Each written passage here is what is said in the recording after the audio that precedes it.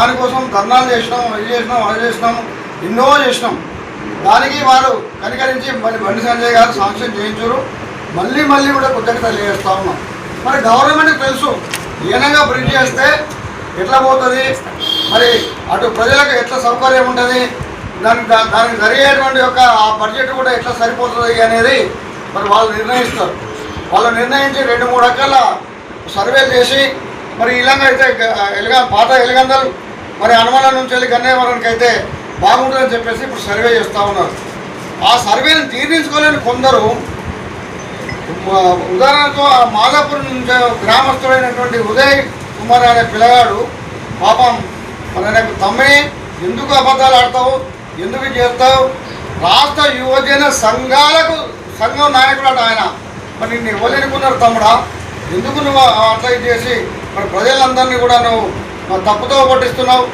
దయచేసి తప్పుతో పట్టేయకుండా గవర్నమెంట్ ఏడికెళ్ళి ఇస్తే అక్కడికి వెళ్ళి బ్రిడ్జ్ శాంక్షన్ అవుతుంది. దాన్ని అక్కడికి పోయి అక్కడ ఒక మీడియాను రిలీజ్ చేసుకుంటూ మరి పాతయాన్ని తీసుకొచ్చి పెట్టుకుంటూ మరి తప్పుతో ఎందుకు పట్టిస్తున్నావు? దయచేసి తప్పుతో పట్టేయద్దు. మరి ఏదైతే ఉందో ఈనంగా గౌరవనీయులు బండి సంజయ్ గారు చెప్పిండ్రు, గౌరవనీయులు ఎమ్మెల్యే గారు కూడా ఇప్పుడున్న ప్రజెంట్ ఎమ్మెల్యే గారు కూడా మరి దాన్ని ఓకే అన్నారు. దయచేసి ఎమ్మెల్యే గారికి కూడా మరి గన్నేవరం గ్రామం తరఫున మండలం తరఫున నమస్కారాలు తెలియజేస్తూ ఉన్నాం. వరకు ఏదైతే మన ఎస్టిమేషన్ కోసం వర్క్ జరుగుతూ ఉన్నది దాన్ని డిస్టర్బెన్స్ చేయొద్దని చెప్పేసి ఇప్పటిదాకా ఎవరైతే ఈ అబద్ధాలు చెప్పుకుంటూ నేను చేసి చైర్మన్ 2-3 పోయి అక్కడ తువాల కప్పుకొని పోతే చైర్మన్ అంటారు. అవన్నీ మానుకొని చేసుకొని గవర్నమెంట్ ఎక్కడికి వెళ్ళి వెళ్తే అక్కడికి వెళ్ళి మన బ్రిడ్జి ఉండాలా. మరి గన్నేవరం ఎన్నికోటలు కాబట్టి మరి గన్నేవరం గురించి గవర్నమెంట్ ఆలోచిస్తుంది. మరి ఆ బ్రిడ్జిని డిస్టర్బెన్స్ చేయొద్దు దయచేసి అని చెప్పేసి మరొక్కసారి ప్రజలకు అందరికీ గన్నేవరం మండల ప్రజలందరికీ గన్నేవరం గ్రామ ప్రజలకు కూడా విజ్ఞప్తి చేస్తూ మరి దానికి సహకరించాలి మనం అందరం కలిసి అని చెప్పేసి జై తెలంగాణ. బ్రిడ్జి విషయంలో మాట్లాడేటువంటి కార్యక్రమానికి చేసిన పత్రికే మిత్రులందరికీ నా యొక్క నమస్కారములు.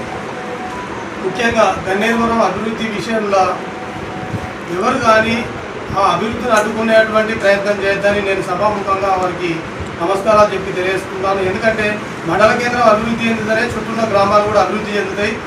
మనము బ్రిడ్జి కావాలని కోరినాం. కోరడం ప్రజలుగా మన ధర్మం. ప్రభుత్వం ఆలోచించి ఎక్కడికి వెళ్ళి బ్రిడ్జ్ చేస్తే బాగుంటుందనే విషయంగా వాళ్ళు సర్వే చేసి వాళ్ళు హనుమాన్ల కాడికెళ్ళో యాసవాడ బ్రిడ్జ్ చేస్తున్నారు. ఆ గవర్నమెంట్ చేసే పనికి ఎవరు కూడా ఆటంకాలు కల్పించద్దు. గవర్నమెంట్ చేసే పని వాళ్ళు చేయనియాలి.